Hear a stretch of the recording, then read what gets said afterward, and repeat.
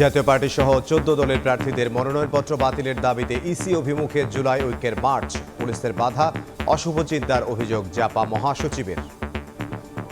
যতক্ষণ পর্যন্ত হাইকোর্টের রিটের রায় না আসবে ততক্ষণ পর্যন্ত জাতীয় পার্টি ১৪ দল লীগের স্বতন্ত্র ক্যান্ডিডেট প্রত্যেকের মনোনয়ন স্থগিত ঘোষণা করতে হবে।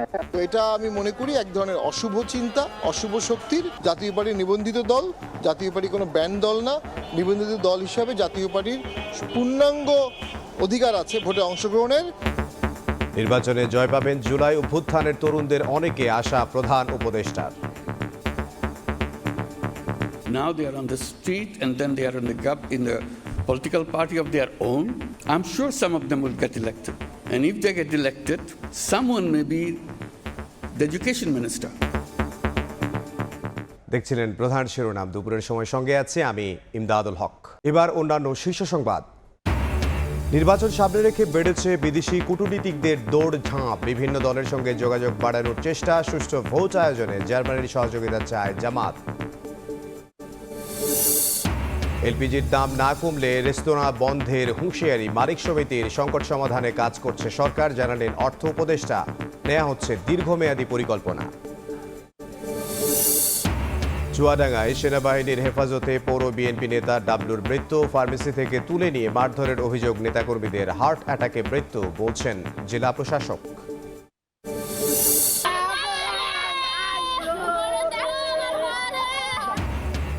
মাদারীপুরে কাভার্ড ভ্যানের ধাক্কায় প্রাণ গেল ৩ জনের। ঢাকা বরিশাল মহাসড়ক অবরোধ, স্থানীয়দের বিক্ষোভে ২ ঘন্টা বন্ধ ছিল যান চলাচল। এবং বাংলাদেশে টি-20 বিশ্বকাপের ভেন্যু নিয়ে চূড়ান্ত সিদ্ধান্ত আসতে পারে আজ। আইসিসির সঙ্গে অনলাইন সভায় যুক্ত হচ্ছেন বিসিবি কর্তারা।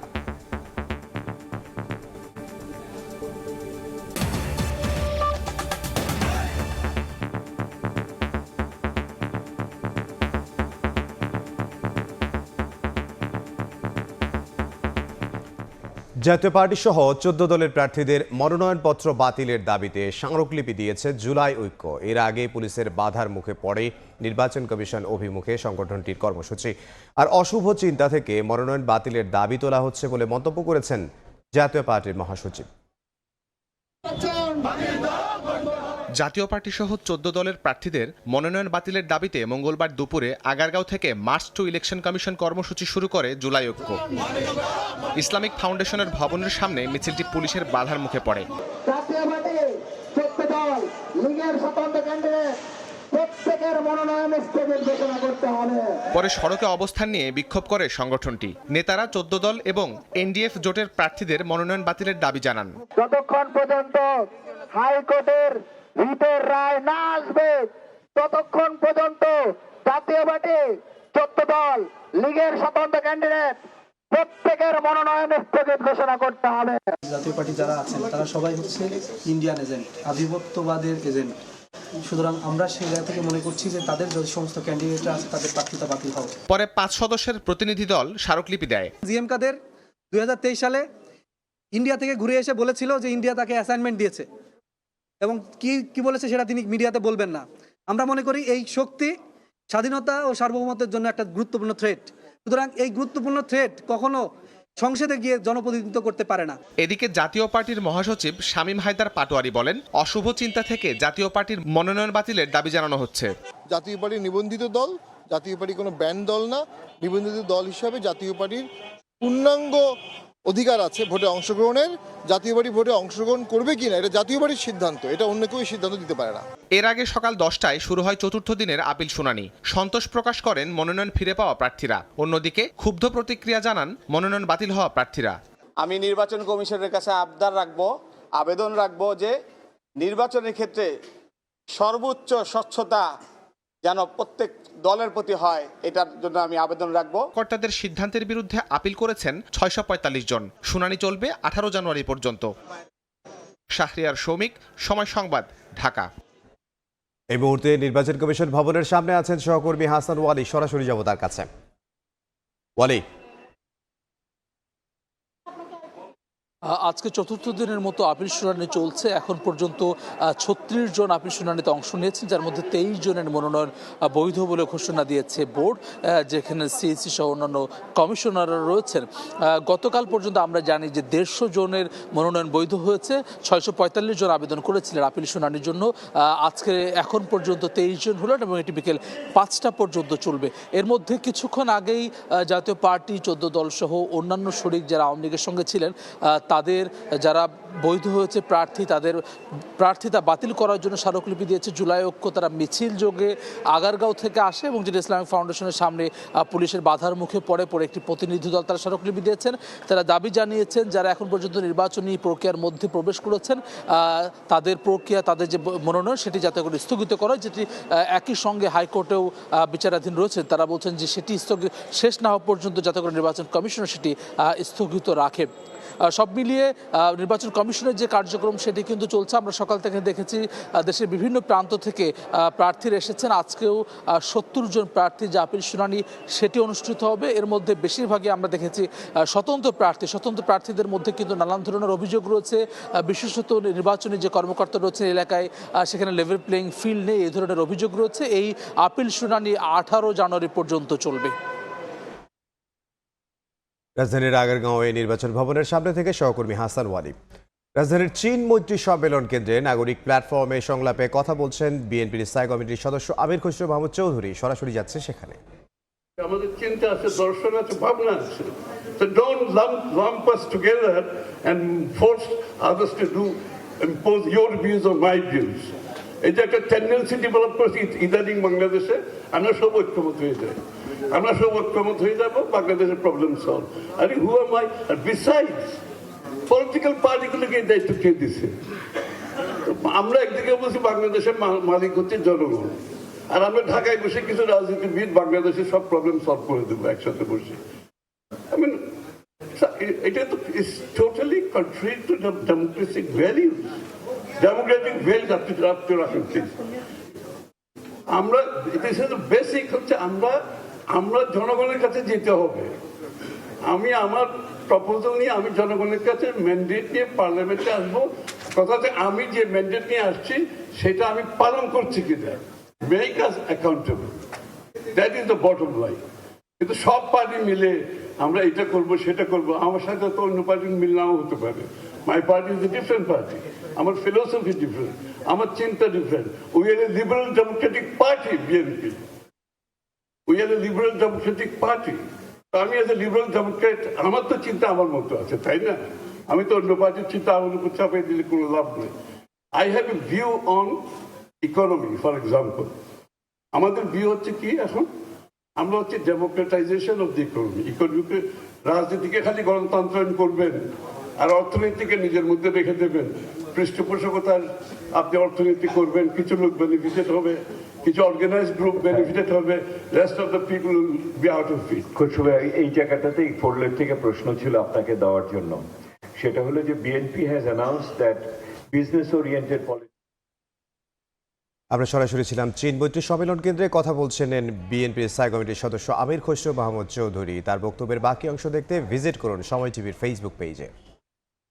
জুলাই অভ্যুত্থানের মাধ্যমে তরুণদের রাজনৈতিক দল গঠন হয়েছে। তাদের অনেকে নির্বাচনে জয়ী হবেন বলে বিশ্বাস করেন প্রধান উপদেষ্টা ডক্টর মোহাম্মদ ইউনূস। দক্ষিণ এশীয় উচ্চ শিক্ষা সম্মেলনের উদ্বোধন করে তিনি বলেন, ফেব্রুয়ারি নির্বাচন ও জুলাই সনদের মাধ্যমে নির্ধারিত হবে বাংলাদেশের ভবিষ্যৎ। সম্মেলনে চাকরি না খুঁজে তরুণদের উদ্যোক্তা হওয়ার আহ্বান জানান প্রধান উপদেষ্টা। ঢাকায় দক্ষিণ এশিয়ার দেশগুলোর উচ্চশিক্ষার বর্তমান অবস্থা ও ভবিষ্যৎ দিক নির্দেশনা শীর্ষক 3 দিনব্যাপী সম্মেলন মঙ্গলবার সকালে রাজধানীর এক অভিজাত হোটেলে সম্মেলনের উদ্বোধন করেন প্রধান উপদেষ্টা ডক্টর মোহাম্মদ ইউনূস। এতে যোগ দেন বাংলাদেশে নিযুক্ত দক্ষিণ এশিয়ার বিভিন্ন দেশের কূটনীতিকরা। নির্বাচন ও গণভোটের জন্য বাংলাদেশ প্রস্তুত জানিয়ে প্রধান উপদেষ্টা বলেন, ফেব্রুয়ারির ভোটের মাধ্যমেই নির্ধারিত হবে বাংলাদেশের ভবিষ্যৎ। Now is election time. The election is coming up on 12th of February. The uprising tore apart everything. They created their own charter, July Charter, to undo everything that we are stuck up with. So there will be referendum to adopt what the future constitution of Bangladesh should be like. Doctor Yunus বলেন, পরিবর্তনের লক্ষ্যে তরুণরা রাজনৈতিক দল গঠন করেছে, নির্বাচনেও অংশ নিচ্ছেন তারা, যাদের অনেকেই নির্বাচিত হবেন বলেও প্রত্যাশা তার। They were in our classroom the other day. Now they are on the street and then they are in the political party of their own. And if they get elected, someone may be the education minister. I'm sure some of them will get elected. এ সময় চাকরি না খুঁজে তরুণদের উদ্যোক্তা হওয়ার আহ্বান জানান প্রধান উপদেষ্টা।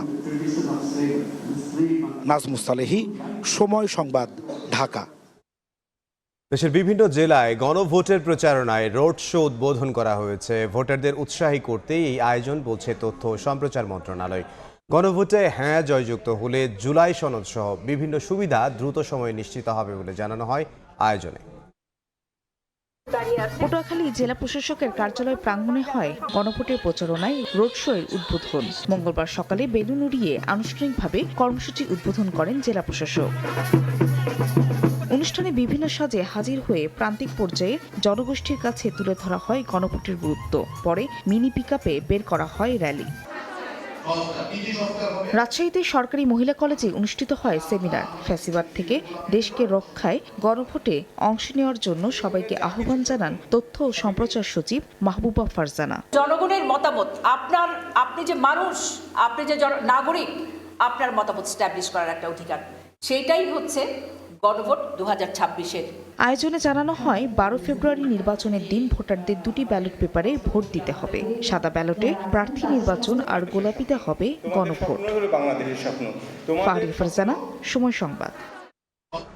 নির্বাচন সামনে রেখে বেড়েছে বিদেশি কূটনীতিকদের তৎপরতা। চলতি সপ্তাহে প্রধান উপদেষ্টা ও শীর্ষ রাজনৈতিক দলগুলোর সঙ্গে বৈঠক করেছে ইউরোপীয় ইউনিয়নের নির্বাচন পর্যবেক্ষক মিশনের প্রতিনিধি দল।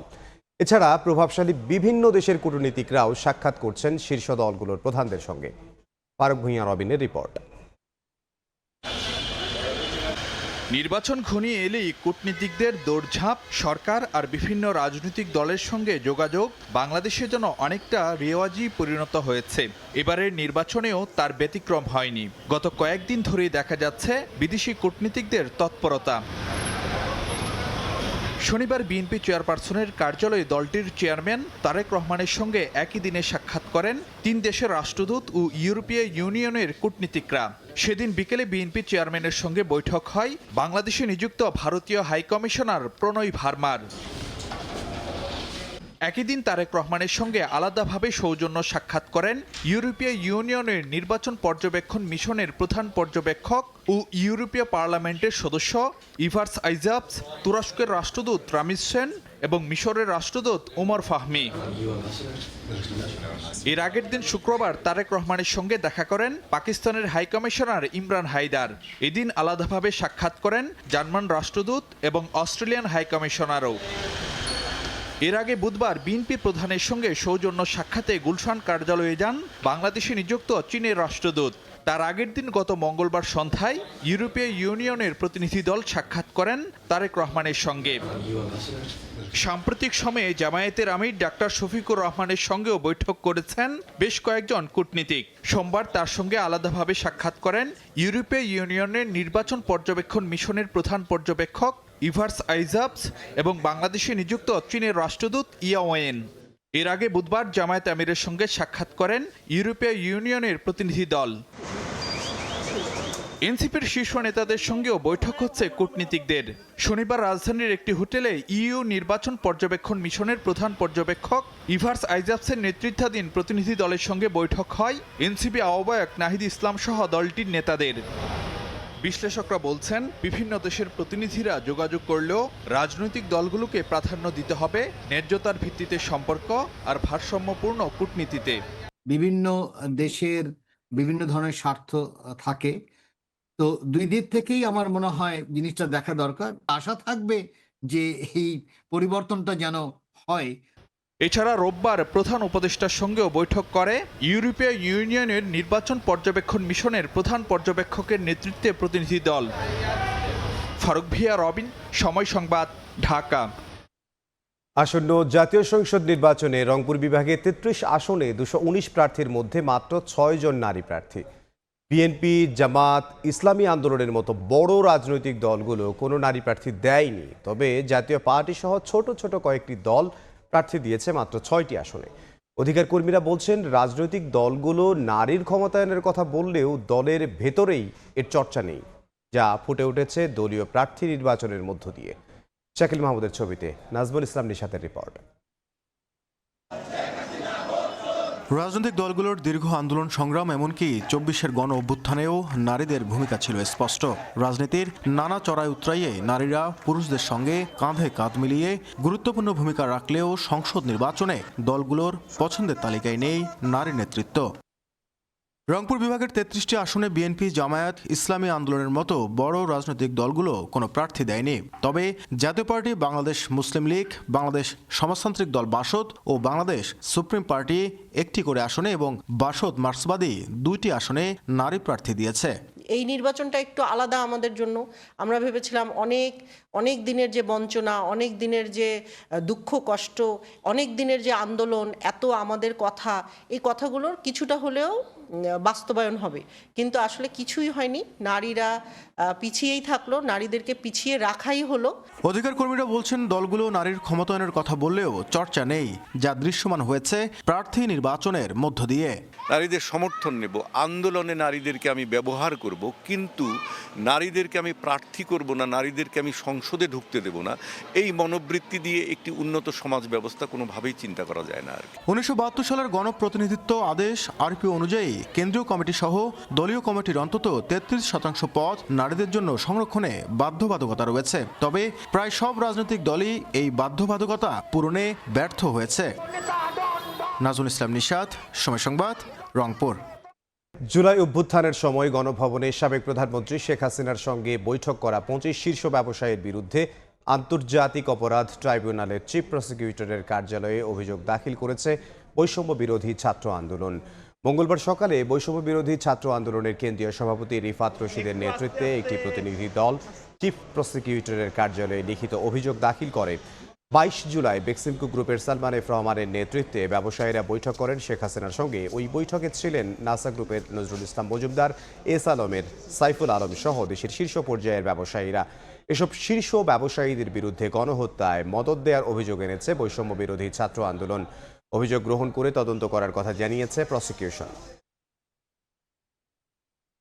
আমাদের কাছে এই ছবিটি আছে, এই ছবির ভিতরে থেকে স্পষ্ট এদের চেহারাগুলো দেখা যাচ্ছে। এর মধ্যে 25 জন ব্যবসায়ীর নাম আইডেন্টিফাই করেছি এবং তাদের নামে অভিযোগ করেছে এবং অজ্ঞাতনামা আরও 200-র অধিক রয়েছে। আমরা অনুরোধ করেছি আজকের মাঝেই যাতে তদন্ত সংস্থার কাছে এটি পাঠিয়ে দেওয়া হয় এবং অতি দ্রুত যাতে বিচারিক যে কার্যক্রম, তদন্ত যে কার্যক্রম সেটি শুরু করার মধ্য দিয়ে চার্জশিট প্রণয়ন করা হয় এবং তার পরবর্তীতে অ্যাজ আর্লি অ্যাজ পসিবল বিচারিক যে কার্যক্রম সেটি শুরু করা হয়। আমরা এটিকে পর্যালোচনা করব এবং খুব শীঘ্রই অতি অল্প সময়ের মধ্যে আমরা এটা তদন্তকারী সংস্থার কাছে প্রেরণ করব তদন্তের জন্য। তদন্ত পরবর্তীতে এই আইন অনুযায়ী ব্যবস্থা গ্রহণ করা হবে।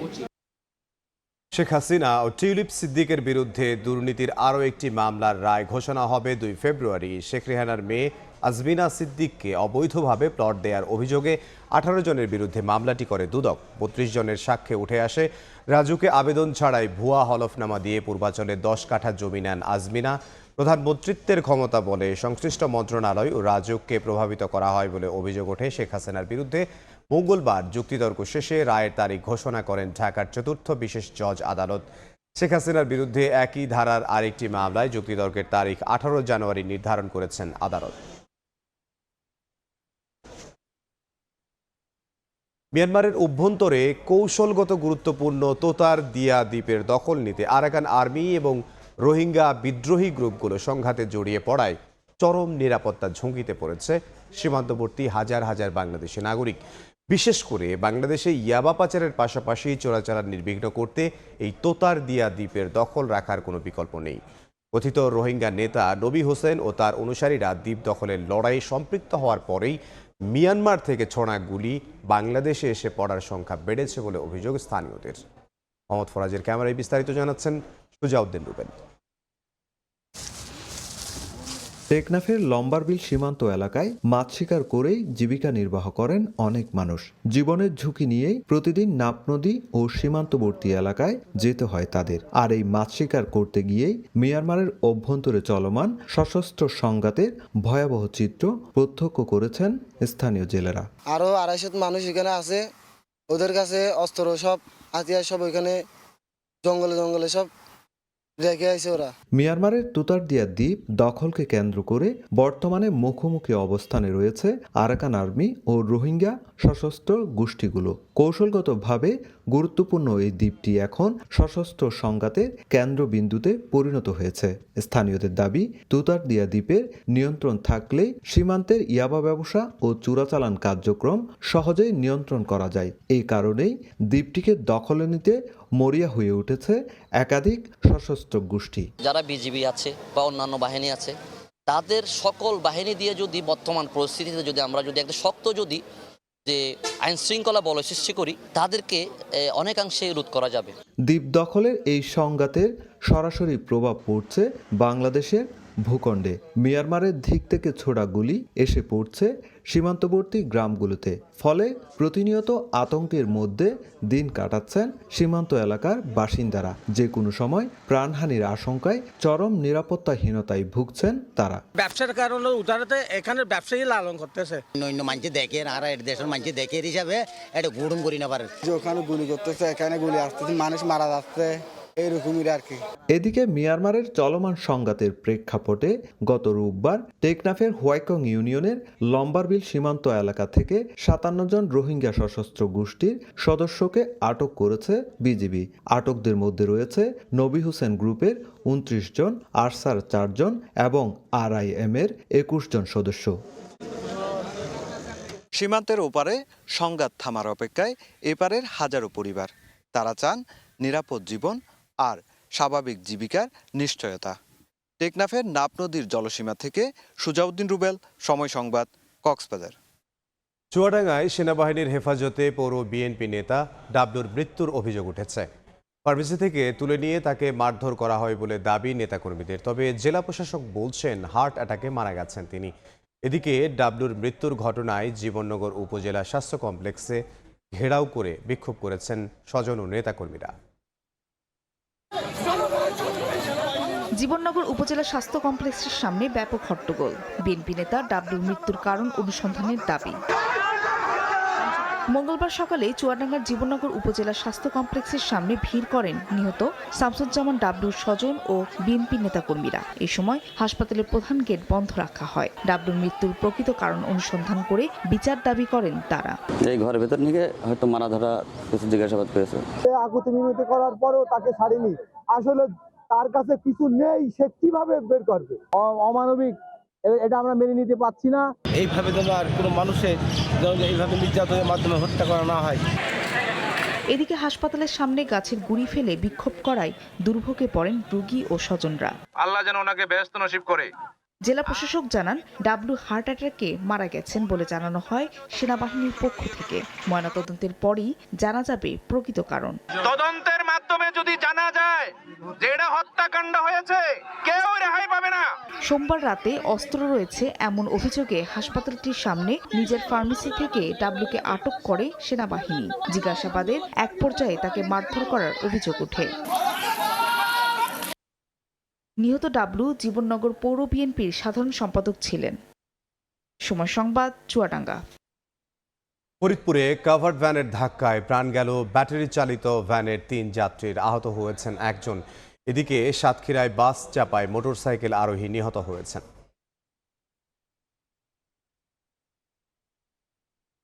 নিয়মিত রুটিনে পরিণত হয়েছে, বেড়েই চলছে হতাহতের পরিমাণ। আজও ঝরল 4 প্রাণ। মঙ্গলবার সকালে মাদারীপুরের রাজৌরের টেকেরহাট থেকে একটি কাভার্ড ভ্যান বরিশালের দিকে যাচ্ছিল। মাঝপথে সদরের তাঁতিবাড়ি এলাকায় অপর একটি ব্যাটারি চালিত ভ্যানকে সামনে থেকে ধাক্কা দেয়। এতে ঘটনাস্থলেই ভ্যানের 2 যাত্রী নিহত হন, আহত হন আরও 2 জন। তাদের উদ্ধার করে জেলা হাসপাতালে নিয়ে গেলে মারা যান এক নারী। দুর্ঘটনার পর ঢাকা-বরিশাল মহাসড়কে বন্ধ হয়ে যায় যান চলাচল। সড়কে টায়ার জ্বালিয়ে বিক্ষোভ করেন এলাকাবাসী। ভোগান্তিতে পড়েন দক্ষিণাঞ্চলের 6 জেলার যাত্রীরা। এই জায়গাতে অ্যাক্সিডেন্ট আজকে শুধু প্রথম না, রাস্তা ছোট, তারপরে কোনো ভিড় নাই, রাস্তা পরিবহন চালালো বেরোভাবে। এই বিষয়ে একটা মামলা রুজু হবে, আইনগত যে বিষয়গুলো এটা হবে, এবং আমরা আশা করি চেষ্টা করব খুব দ্রুত যে এই ঘাতক যে এই ড্রাইভার, গাড়ির যে ড্রাইভার, তাকে আমরা গ্রেপ্তার করার জন্য আমরা চেষ্টা করব। এদিকে সাতক্ষীরার তালায় বাস চাপায় মোটরসাইকেল আরোহী নাজমুল হাসান রানা নামে এক যুবক নিহত হন। তিনি তালা উপজেলা ছাত্রদলের সাবেক সাংগঠনিক সম্পাদক ছিলেন। এ ঘটনায় নিহতের গ্রাম হাজরাকাটিতে শোকের ছায়া নেমে এসেছে। তারিফ রহমান, সময় সংবাদ। ফরিদপুরে আধিপত্য বিস্তারকে কেন্দ্র করে সংঘর্ষে জড়ালো দুপক্ষ, আহত হয়েছেন 25 জন। স্থানীয়রা জানান, ভাঙার তুজারপুর ইউনিয়নের সরইবাড়ি গ্রামের হাবিবুর রহমান তালুকদার ও কবির খান গ্রুপের মধ্যে দীর্ঘদিন ধরে আধিপত্য বিস্তার নিয়ে বিরোধ চলে আসছিল। গত 2 দিন আগে জমিজমা নিয়ে কবির খানের সমর্থক শহীদ খানকে মারধরের অভিযোগ ওঠে হাবিবুর রহমান তালুকদারের সমর্থকদের বিরুদ্ধে। এ নিয়ে উত্তেজনার জেরে আজ ভোরে দেশীয় অস্ত্র, ঢাল, সড়কি নিয়ে সংঘর্ষে জড়িয়ে পড়ে দুপক্ষ।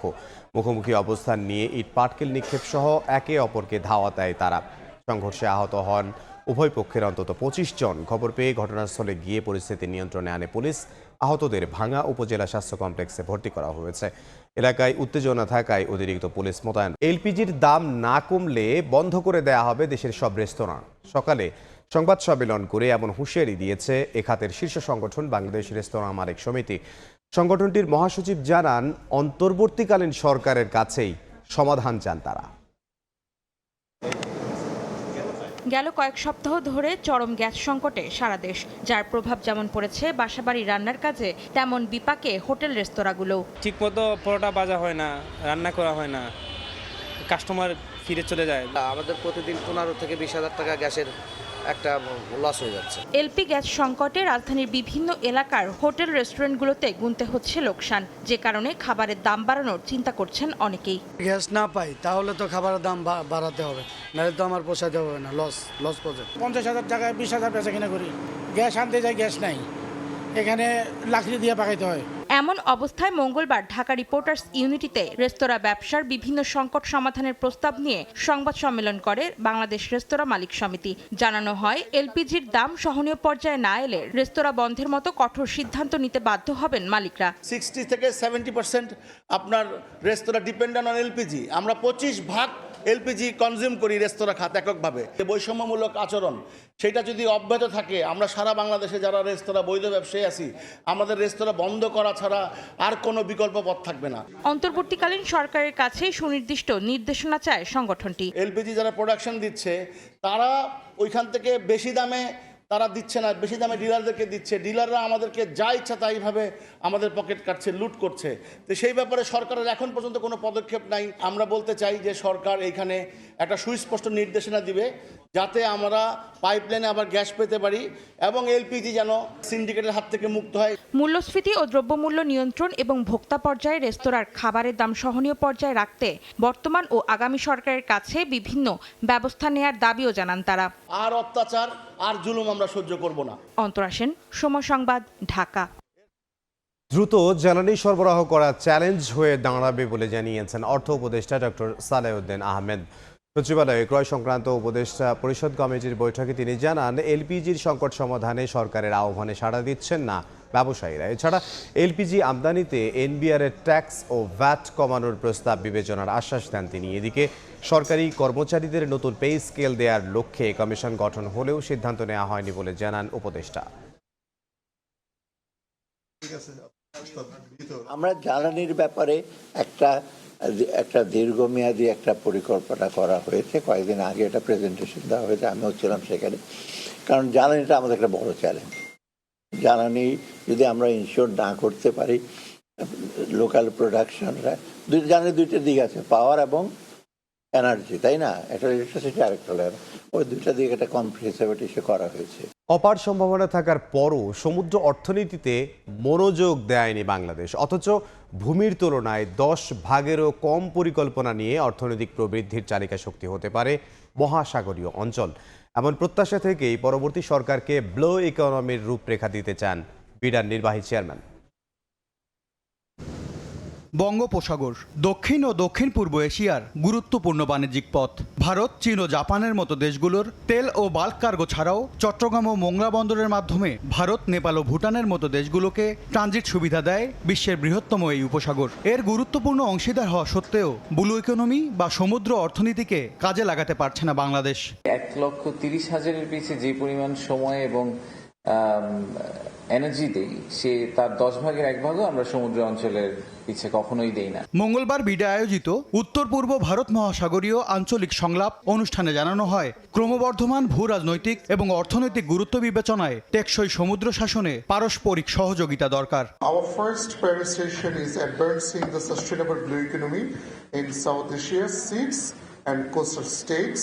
Our shared commitment to transform research insights into actionable strategies and policy measures. এ সময় বিডা চেয়ারম্যান তাগিদ দেন ব্লু ইকোনমির সঠিক ও যুগোপযোগী ব্যবহারের। আগামীতে যে সরকারটা আসবে একটা প্ল্যাটফর্ম তৈরি করে দেয়, যেটার উপর বেস করে সমুদ্রের যে সম্পদ আছে এবং আমাদের দেশের এই কোস্টাল এরিয়ার যে মানুষগুলো আছেন তাদের কর্মসংস্থানের যে ব্যবস্থা করার ক্ষেত্রে তারা একটা বড় ভূমিকা রাখতে পারবে। ক্ষুদ্র দ্বীপ উন্নয়নশীল রাষ্ট্র সিডসের 33টি জাতিগোষ্ঠীর প্রায় 29 লাখ মানুষ ভারত মহাসাগরীয় অর্থনীতির সঙ্গে সরাসরি জড়িত বলেও জানানো হয় সংলাপে। খুব ভালো সূচনা হিসেবে কাজ করে। MS আরিফিন, সময় সংবাদ, ঢাকা। খবর, বাংলাদেশে টি-20 বিশ্বকাপের ভবিষ্যৎ নিয়ে গুরুত্বপূর্ণ সভা করছেন বিসিবি কর্তারা। অনলাইনে যুক্ত থাকার কথা রয়েছে আইসিসির প্রতিনিধিদেরও। ভারতে বিশ্বকাপ না খেলার বিষয়ে এখনও আগের অবস্থানেই আছে বাংলাদেশ ক্রিকেট বোর্ড। এদিন সভাপতি আমিনুল ইসলাম বুলবুলের নেতৃত্বে সে বিষয়ে আলোচনায় বসেছেন পরিচালকরা। ভারতে বিশ্বকাপ খেলতে কি কি সমস্যা হতে পারে আইসিসির কাছে তা আবারও তুলে ধরবেন বোর্ড কর্তারা। মেগা ইভেন্ট শুরু হতে 1 মাসেরও কম সময় বাকি, তাই সবকিছু শুনে আজই চূড়ান্ত সিদ্ধান্ত জানাতে পারে বিশ্ব ক্রিকেটের নিয়ন্ত্রক সংস্থা।